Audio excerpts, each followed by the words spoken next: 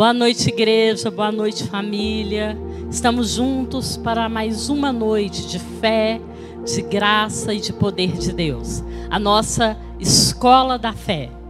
Desliga um pouco a televisão, deixa o celular um pouquinho de lado, que você possa estar focando agora na palavra do Senhor e naquilo que Deus ele vai ministrar na sua vida. Feche seus olhos comigo por um momento e vamos orar ao Senhor.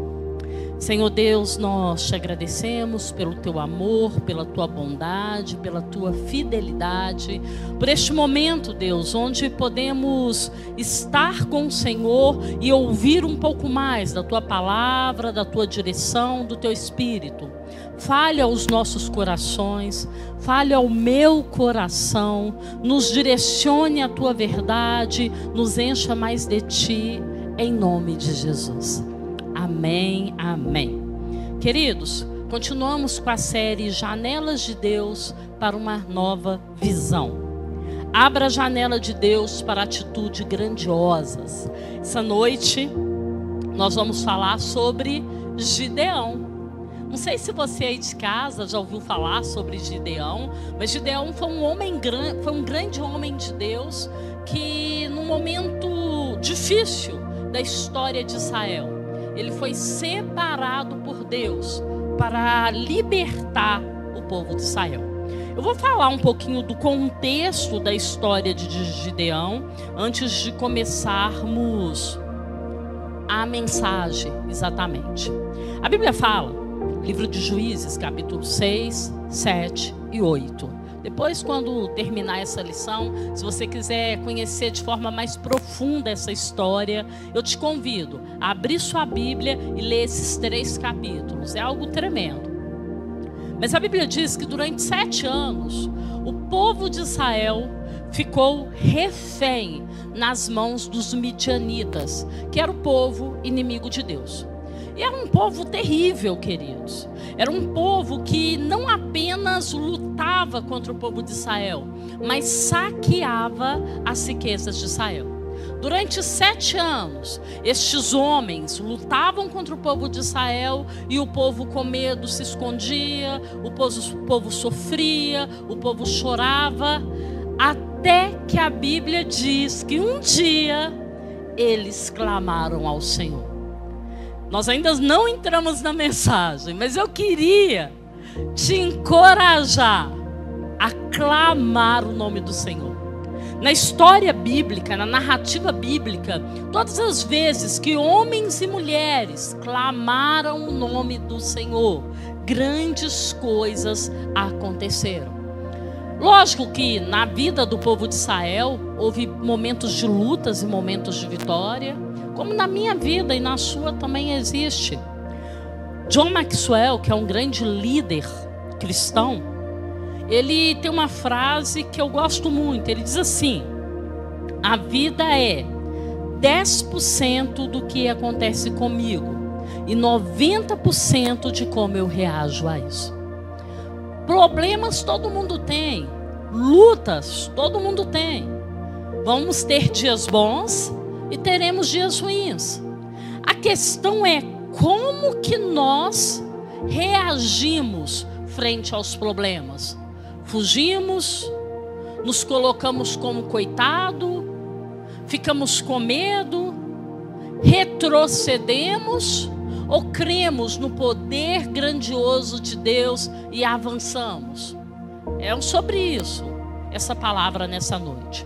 Juízes capítulo 6, 16 diz assim: eu estarei com vocês, respondeu o Senhor, e você derrotará todos os midianitas como se fosse um só homem.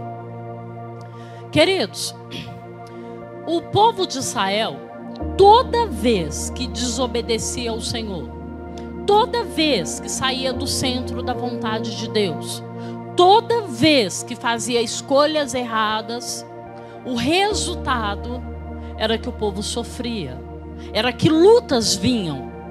Eu acho interessante que a vida do povo de Israel é tão parecida com a nossa, né? Quando nós também saímos da direção, quando nós também decidimos a coisa da nossa cabeça, quando nós também nos afastamos da palavra, as lutas vêm. E isso foi o que aconteceu com o povo de Israel. E os inimigos, eles eram tão terríveis, eles eram tão covardes, que eles tinham uma forma específica de agir, que está em Juízes 6, versículo 3 ao 5. Eu queria que você lesse comigo. Diz assim, olha que coisa terrível. Sempre que os israelitas faziam as suas plantações, os midianitas, os amalequitas e outros povos da região a leste deles as invadiam. Acampavam na terra e destruíam as plantações ao longo de todo o caminho até Gaza. E não deixavam nada vivo em Israel, nem ovelha, nem gado, nem jumento. Eles subiam trazendo seus animais e suas tendas. E olha isso. E vinham como enxame de gafanhotos. Era impossível contar os homens e os seus camelos. Invadiam a terra para devastá-las. Querido, que coisa terrível! Não era só os midianitas, os amalequitas e outros povos. Eles invadiam o terreno do povo de Israel e destruía as plantações, destruía o gado, destruía tudo. Era uma estratégia de Satanás para destruir aquele povo, ano após ano, até que eles clamaram. As oposições de Satanás, elas são personalizadas. Como assim? O diabo, ele te conhece. E ele sabe o modo de te atacar, onde ele pode apertar, onde vai doer mais e onde é mais fácil de você cair. Nós precisamos ser vigilantes. O diabo, ele ataca de forma pessoal, previsível e frequente. Por que é previsível? Porque se você perceber, você sempre é tentado na mesma coisa. Se você perceber, você sempre é tentado nas mesmas áreas. E quase sempre do mesmo jeito. A gente precisa se atentar a essas verdades. Sabe para quê? Para não sermos presas na mão de Satanás. O que é que tem te feito cair nesses dias? Querido, fecha as brechas. É exatamente ali que o diabo, ele vai atacar de novo. E o diabo, ele tem uma característica, ele é teimoso. Ele sabe que já perdeu. Ele só não sabe por quanto. E ele vai continuar tentando. Nesse processo de luta, o medo se instalou no coração do povo de Israel. Em Juízes 6, 2 diz assim: os midianitas dominaram Israel, por isso os israelitas fizeram para si esconderijo nas montanhas, nas cavernas e nas fortalezas. Querido, o que aconteceu? Como era sempre ataque, cada um deu um jeito de se virar do jeito que conseguia. Alguns foram morar dentro de cavernas, outros foram para fortalezas, outros tentavam plantar alguma coisa escondido para não morrer de fome. A gente vai ver mais à frente que Gideão também fazia isso. E cada um dava um jeito para não ser destruído no processo. É interessante que muitas vezes, quando a gente está muito focado na batalha, nós perdemos o foco da direção de Deus. O povo de Israel não havia sido chamado para viver escondido em caverna.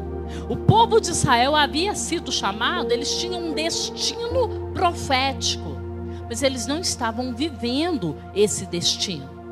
Uma das consequências do pecado daquele povo e uma das consequências de estar distante de Deus foi o fato que eles começaram a viver uma vida fora do propósito de Deus. Eles estavam gastando mais tempo tentando se proteger do que rompendo e conquistando aquilo que Deus tinha separado para eles. E então o povo de Deus clamou. Eu amo quando eu ouço na Bíblia que o povo de Deus clamou. Quando Ana clamou, o filho dela chegou. Quando o paralítico clamou, ele foi curado. Toda vez que clamamos ao Senhor, quando o povo de Israel clamou lá no Egito, Deus mandou o libertador. Toda vez que clamamos o nome do Senhor, Deus ele vem com a mão forte e nos resgata e muda a nossa história e muda a nossa sorte. Querido, o povo desesperado clamou ao Senhor. E é muito lindo porque quando eles clamam ao Senhor, duas coisas acontecem. Primeiro, o próprio anjo do Senhor busca alguém para libertá-los. E foi Gideão, um homem comum, como eu e você. Não era alguém especial, a gente vai falar dele um pouquinho mais na frente. E a segunda coisa, toda vez que você se encontra com Deus, Deus nos conduz a uma postura de arrependimento e transformação de vida. Juízes 6:11 fala um pouco do encontro do anjo do Senhor com Gideão. Então o anjo do Senhor veio e se assentou sobre a grande árvore de Ofrá. Queridos, agora vem uns nomes difíceis, mas é bênção. Que pertencia ao Abiezerita Joás.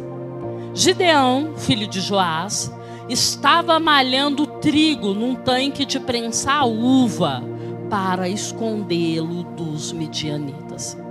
Queridos, ele estava tratando trigo no lugar que era de uva. Por quê? Porque era um lugar onde os midianitas não iriam procurar. Ele estava escondido. E aí ele tem um encontro com o Senhor.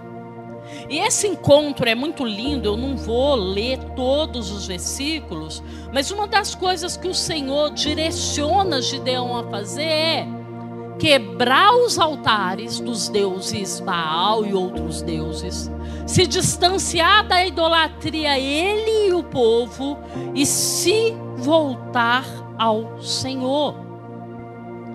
O Senhor direciona para que fosse quebrada as alianças com aquilo que não engrandecia o Senhor. O Senhor estava dizendo: olha, Gideão, é preciso uma limpeza geral para que eu possa novamente me manifestar neste lugar. Queridos, na nossa vida também é assim. Muitas coisas às vezes são altares de idolatria na nossa vida. Às vezes na minha casa não tem um altar a Baal, mas o meu carro é o meu Deus. Às vezes não é um altar a algum santo, mas a minha namorada, o meu namorado, ele vem em primeiro lugar. Muitas vezes nós como cristãos dizemos que não idolatramos, que idolatria está fora do nosso coração, mas idolatramos coisas, pessoas. Deus ele quer ser o único, ele quer ser o primeiro, e todo altar que não é para ele precisa ser destruído em nossa vida. Grandes verdades que nós aprendemos com a vida de Gideão. Primeira verdade: lute com coragem. E diz assim o texto, Juízes 7:3: anuncie, pois, ao povo que todo aquele que estiver tremendo, tímido e medroso, de medo, poderá ir embora do monte Gileade. Então 22.000 homens partiram e ficaram apenas 10.000. E Juízes 6:12, então o anjo do Senhor apareceu a Gideão e lhe disse: o Senhor está com você, poderoso guerreiro, homem corajoso, valente e forte. Primeira coisa que me chama a atenção nesse versículo: o Senhor, quando chama Gideão a lutar, a libertar o povo daquela situação, chama ele de homem corajoso, valente e forte. E você pode pensar: Kátia, como assim um homem corajoso? Ele não estava escondido malhando trigo? Querido, Deus, Ele não olha para a sua circunstância, Ele olha para a sua identidade. Ele te chama de filho, Ele te chama de vencedor, independente do momento que você está passando. Deus sabia qual era a essência de Gideão. Gideão tinha sido criado para ser líder, para ser forte, para ser corajoso, como você e eu. Por mais que as nossas circunstâncias possam, nesse momento, parecer contrária, os planos de Deus ao nosso respeito não mudaram. Nenhum dos planos. Amém? E aí o Senhor falou, olha, junta esse povo. E Gideão juntou, que seria o exército que iria lutar. E o Senhor falou, olha, se tiver alguém tímido ou corajoso, pode ir embora. Queridos, caminhe ao seu lado com pessoas que creem no Deus do impossível como você, que são ousados, que são corajosos, que têm um destino, que sabe para onde vai. Os tímidos e os medrosos só iriam atrapalhar, se não fosse gerar a ideia de pessimismo, de olhar e falar, não, mas é muito inimigo, não, vai dar não, não, tá difícil. Então o Senhor falou, ó, esses nem precisam ir. E o Senhor, naquele momento, Ele queria levar aqueles homens a entenderem que o próprio Deus daria a vitória. Olha, Deus não depende dos seus recursos, Deus não depende da sua capacidade, da sua força. O que o Senhor deseja de você é fé, ousadia e obediência. Se você tiver esses três elementos, você fará grandes coisas em nome do Senhor.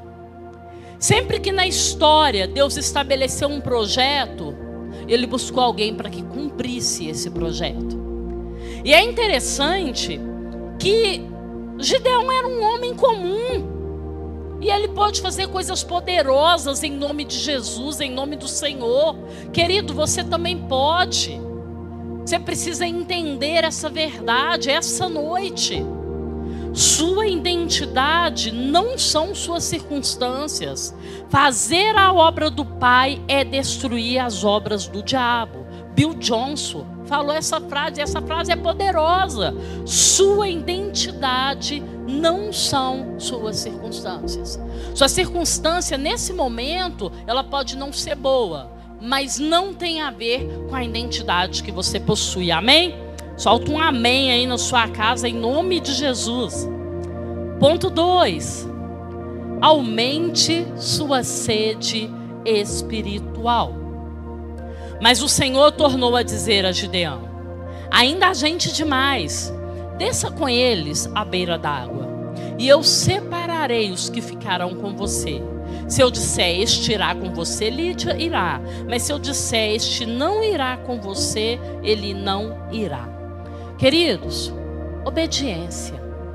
É preciso obedecer. Muitas vezes nós estamos com o coração cheio de vontade, nós estamos desejosos de fazer a obra do Senhor, mas temos vários planos, projetinho, nosso jeitinho, e nosso jeitinho não vence batalha. Nós precisamos ter um coração atento à voz de Deus. E o Senhor olhou aquele grupo e falou: olha, tem gente demais aí ainda. Se ficar esse tanto de gente aí, vão dizer que eles lutaram e venceram. O povo precisa entender que fui eu que dei a vitória. E aí o Senhor pede a Gideão para que leve eles, para que bebesse água. Eu queria, por um momento, falar com vocês sobre a água. Querido, água é essencial à vida.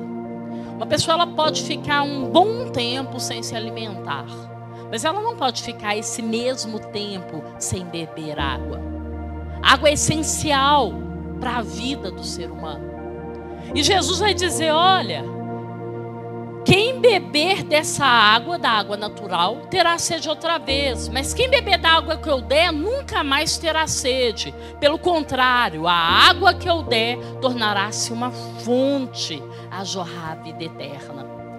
nós precisamos beber da água. Precisamos estar cheios, plenos do Espírito Santo de Deus. Querido, o Espírito Santo de Deus na sua vida, ele é seu oxigênio. Sem a água da vida de Deus, nós morremos.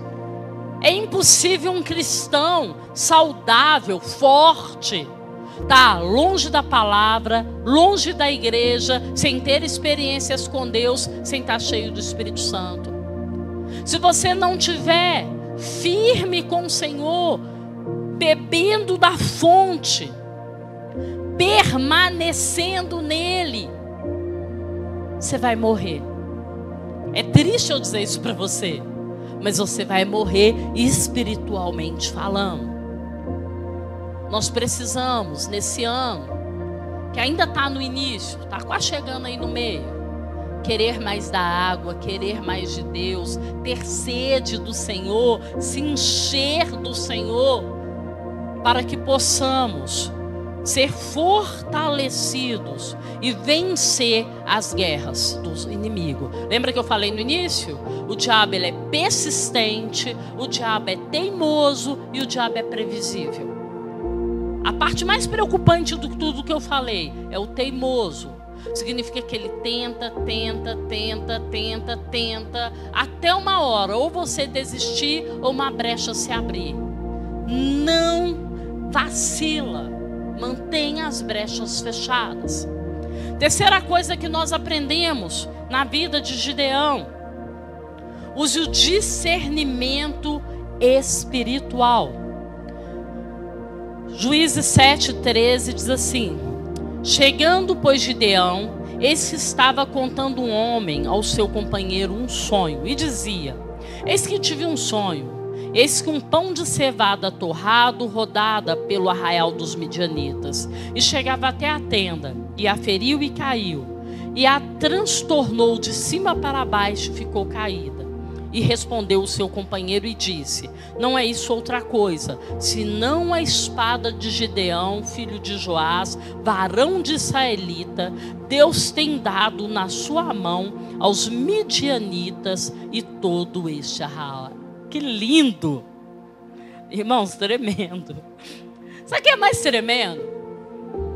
Muitas vezes nós não reconhecemos o nosso potencial, mas o nosso inimigo sabe. O nosso inimigo sabe quem somos, o tamanho do Deus que luta a nosso favor e o poder do Senhor. Nós precisamos dessa mesma fé e crer do mesmo jeito. Discernimento espiritual. Usar os nossos sentidos espirituais. Olha, nós estamos aqui, nós somos seres físicos, mas nós também somos seres espirituais. Através da oração, podemos mudar circunstâncias ao nosso redor. E nós precisamos discernir esta verdade, entender esta verdade. Precisamos ver mais de Deus e menos dos demônios, focar na palavra. Querido, tem crente que ele passa o tempo dele para exaltar o que aconteceu de ruim. Ah, porque semana foi... Irmão, como foi a semana? Foi horrorosa. Aí ele conta 10 desgraças. Deus fez coisas maravilhosas a semana toda, mas o foco dele está só no que está ruim. Deus o livrou da morte. Ele fala: não, tive um acidente horrível, perdi tudo. Deus o livrou da morte, mas ele não percebeu. Deus está com a mão dele sobre a vida dessa pessoa, mas a pessoa só vê o que é ruim. Precisamos parar de olhar o que o diabo está fazendo e começar a glorificar a Deus pelas coisas grandiosas que ele tem feito. As misericórdias do Senhor se renovam a cada manhã sobre a minha vida e sobre a sua vida. E essa é a razão de não sermos destruídos. O Senhor tem batalhado as nossas guerras e nós precisamos glorificar. Quem não ora fica limitado a um mundo só. Quem não ora só consegue ver derrota. Porque quando eu oro, querido, eu já preparo para receber a bênção. Se eu oro por uma bênção financeira, eu vou lá conferir minha conta umas 5 vezes. Se eu oro para passar num concurso, toda hora eu vou lá ver se eu já passei. Porque se eu orar para chover, eu tenho que sair daqui com a sombrinha na mão. Você precisa entender que oração não são simples palavras. Oração é você clamar que Deus mova a mão dele a seu favor. E quando nós clamamos, nós temos um Deus que conhece a nossa voz. Por falar em clamar, o ponto 4 é: dependa completamente de Deus. Juízes 7:2. E o Senhor disse a Gideão: você tem gente demais para eu entregar a Midian nas suas mãos, a fim de que Israel não se orgulhe contra mim, dizendo que a sua própria força o libertou. Querido, o que o Senhor estava dizendo era o seguinte: Gideão, eu quero que vocês dependam de mim. Eu quero que vocês esperem em mim. Eu não quero que Israel olhe para o exército e fale: uau, que exército poderoso, não. Eu quero que Israel olhe para o exército e fale: só Deus para nos dar essa vitória. Mais ou menos isso. Dependência. Desde Gênesis, Deus tem buscado homens e mulheres que dependam dele, que ouçam a voz dele, que na viração do dia venha se encontrar com ele. Nós precisamos entender que, como barros, nós dependemos do nosso Criador. E essa dependência, ela precisa ser nas coisas grandes e elas precisam também ser nas coisas pequenas. Nós precisamos abandonar essa síndrome de tentar ocupar o lugar de Deus. Eu sou forte, eu sou inteligente, eu sou dependente, eu dou conta, deixa que eu mato no peito e faço gol. Querido, nós precisamos aprender a depender do Espírito Santo. Nós temos que aprender a depender do Senhor. Lúcifer foi expulso do céu porque ele queria ocupar o lugar que era do Senhor. O lugar do Senhor pertence somente a Ele, e nós não podemos roubá-lo. Quinto ponto: supere a passividade. Eu acho que esse quinto ponto nunca foi tão atual. Supere a passividade. Nós precisamos. O que é ser passivo? É aquela pessoa que não se mexe. Ela não faz nada. Ela fica parada. Olha, nós precisamos entender que o Senhor, Ele quer fazer juntamente conosco. O Senhor nos chamou para a sua família quando Jesus morreu na cruz por mim e por você. O Senhor nos fez templo e colocou o Espírito dele em nós. O desejo de Deus é que nós possamos participar juntamente com Ele das grandes obras que Ele tem para a minha vida e para a sua vida. Saia da passividade nessa noite. Comece a clamar ao Senhor pelo problema que tem assolado a sua vida. Comece a clamar ao Senhor para que Ele se levante contra os midianitas da sua história, da história da sua família, dos problemas que você tem tido no dia a dia e que você está igual aquele desenho. Ó céu, ó vida, mas você não clama aquele que pode mudar a sua história. Nós precisamos entender que a nossa arma é a oração e a adoração. A adoração, ela expressa a nossa origem espiritual. A adoração confunde e afugenta os nossos inimigos. No meio dos louvores, Deus habita. Querida, a adoração é uma arma de guerra. No texto de Atos, capítulo 16, tem um texto que eu amo e eu quero ler com vocês, que diz assim: tendo recebido tais ordens, ele os lançou no cárcere interior e lhes prendeu os pés no tronco. Está falando de Paulo e Silas. Por volta da meia-noite, Paulo e Silas estavam orando e cantando hino a Deus. Paulo e Silas preso, podiam ser mortos, e eles estavam fazendo o quê? Cantando e adorando na prisão. Fizeram um louvorzão, resolveram fazer um culto. E os outros presos os ouviam. De repente houve um terremoto tão violento que o alicerce da prisão foram abalados. Imediatamente todas as portas se abriram e a corrente de todos se soltaram. O carcereiro acordou e, vendo abertas as portas da prisão, desembainhou sua espada para se matar, porque pensava que os presos tivessem fugido. Mas Paulo gritou: não faça isso, estamos todos aqui. O carcereiro pediu luz, entrou correndo e trêmulo, prostrou-se diante de Paulo e Silas. Então levou-os para fora e perguntou: senhores, o que devo fazer para ser salvo? Queridos, que texto! Em meio à luta, o que esses homens escolheram, decidiram fazer? Louvar e adorar. No meio da guerra, o que decidiram fazer? Buscar ao Senhor. Tem lutas que você não vai vencer. Não vai vencer nem por força, não vai vencer por violência, mas vai vencer pelo Espírito Santo de Deus. O texto de Zacarias diz isso. Não é nem por força, nem por violência, mas pelo Espírito do Senhor. Para concluir a mensagem dessa noite, por causa da atitude de Gideão, todo o povo de Israel foi abençoado e libertado.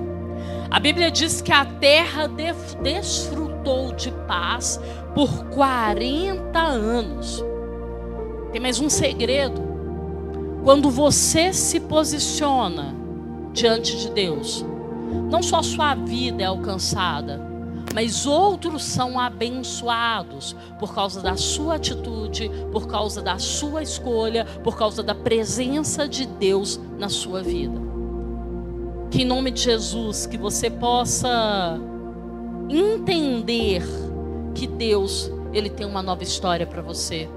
Que você possa entender que não há batalhas que o Senhor não possa vencer. E que você possa entender que quando você clama, as prisões se abrem, algemas caem, a morte é destruída e o reino de Deus é estabelecido sobre a sua vida, sobre a sua casa, sobre a sua família. Feche seus olhos, ore comigo nesse momento. Senhor Deus, em nome de Jesus, que como Gideão, que possamos sair da passividade, que possamos sair, Senhor, das cavernas do medo e nos posicionarmos como filhos de Deus. Senhor, sabemos que o mundo tem vivido um tempo de caos, mas nós não caminhamos direcionado por circunstâncias. Nós caminhamos pautados na Tua palavra, na Tua verdade, nas Tuas promessas e reconhecemos a nossa identidade em Cristo Jesus. Nos abençoe, nos fortaleça, nos ajude a viver no centro da Tua vontade e cumpra na nossa vida cada um dos Teus projetos, em nome de Jesus. Amém? Que Deus te abençoe, que você possa ter uma noite abençoada. Daqui a pouquinho começa a nossa sala de guerra, você não pode faltar. Que o Senhor te abençoe.